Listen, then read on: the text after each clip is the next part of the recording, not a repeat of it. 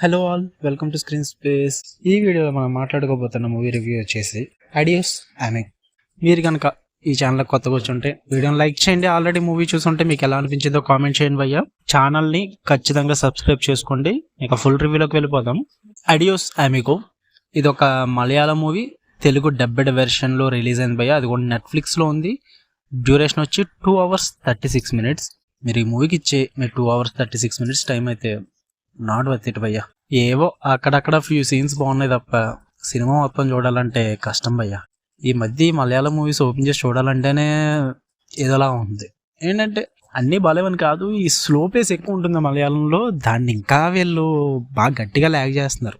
ఒక మంచి కంటెంట్ ఉన్న మూవీ తీసుకుని దాన్ని ల్యాగ్ చేసినా పర్లేదు భయ్యా, చూస్తాం. తిన్న స్టోరీ లేనైనప్పుడు దాన్ని ల్యాగ్ చేశారనుకో చిరాకు వస్తుంది. ఇక్కడ కూడా అదే జరిగింది. స్టోరీ ప్లాట్ వచ్చేసి సూరజ్ ఒక పూర్ పర్సన్ భయ్య. వాళ్ళ అమ్మకి ప్రాబ్లం రావడం వల్ల ఒక 25,000 అవసరం అవుద్ది.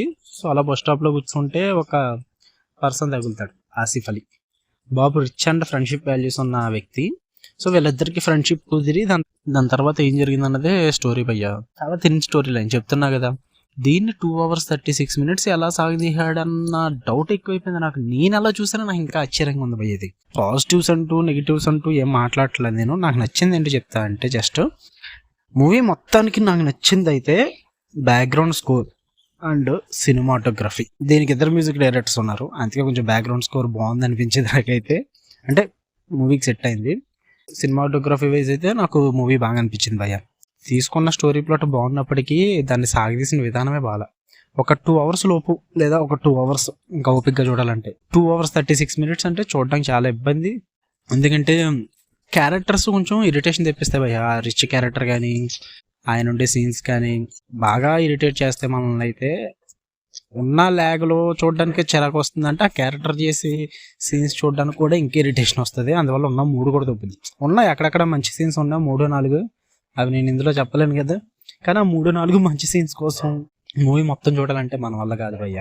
నాకు ఏదో లైక్ వెబ్ సిరీస్ చూస్తున్న ఫీల్ వచ్చింది నాకు ఒక మూవీ చూడడానికి. లిటరల్లీ చెప్తున్నా కదా.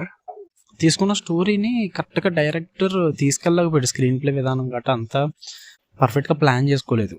చాలా ల్యాగ్ చేసుకుని అంటే ఫుల్ అన్ఇంట్రెస్టింగ్ వేలో తీసుకెళ్ళాడు భయ్య.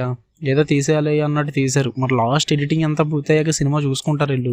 చాలా సీన్స్ ట్రిమ్ చేసేయచ్చు అని అనిపించలేదు అన్న డౌట్ నాకు. ఎందుకంటే చాలా ఉన్నాయి అనవసరమైన సీన్స్. అవన్నీ కట్ చేసేస్తే కొంచెం ఇంకా పర్లేదు అనిపిద్దినేమో మూవీ.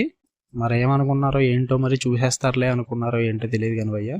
ఈ మధ్యన వరుసగా డబ్బెడ్ మూవీస్ చూస్తున్నాం కానీ తలపోటు వచ్చేస్తుంది ఈ డబ్బెడ్ మూవీస్ చూసి రివ్యూ అవ్వడానికి.